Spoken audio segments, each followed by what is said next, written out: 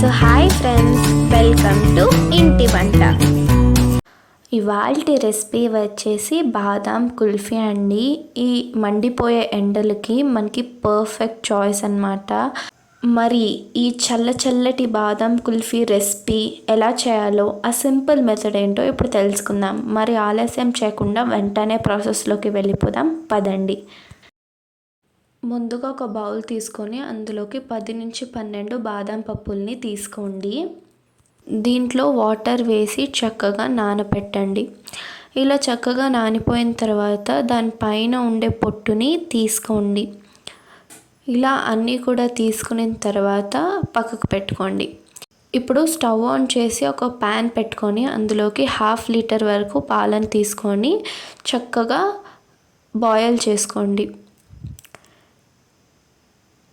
ఇప్పుడు ఒక mixie jar తీసుకొని మనం నానబెట్టుకున్న బాదాంని, అలాగే ఒక 4-5 యాలకులని వేసి ఇవంతా కూడా వేసిన తర్వాత ఇప్పుడు ఇందులోకి 2-3 టేబుల్ స్పూన్ల వరకు పాలను తీసుకొని చక్కగా గ్రైండ్ చేసుకోవాలి.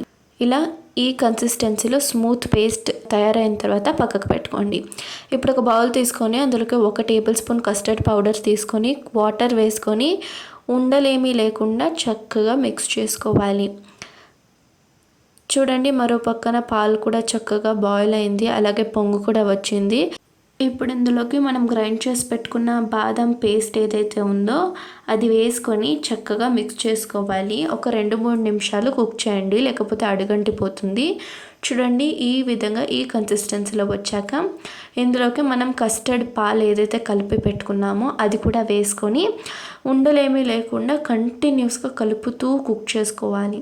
ఇలా ఈ కన్సిస్టెన్సీలో వచ్చిన తర్వాత ఇందులోకి చాప్ చేసి పెట్టుకున్న బాదాం ముక్కల్ని వేసుకుంటున్నాను, ఒక 2 టేబుల్ స్పూన్ల వరకు. అలాగే 4-5 టేబుల్ స్పూన్ల పంచదారని తీసుకొని చక్కగా మిక్స్ చేసుకుంటున్నాను.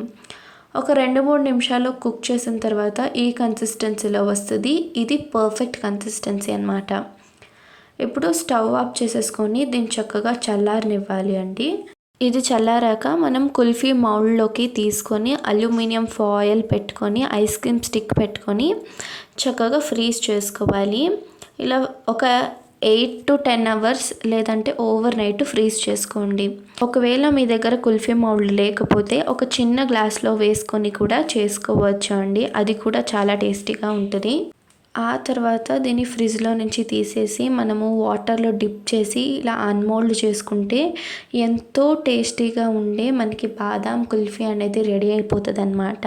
దీన్ని మీరు బాదాం, పిస్తా, అలాగే జీడిపప్పులతో కానీ, లేకపోతే కుంకుమ పువ్వుతో కానీ, లేకపోతే ఉట్టిగా కూడా తినేయచ్చు. చాలా టేస్టీగా ఉంటుంది. Thank you for watching. Please like, share.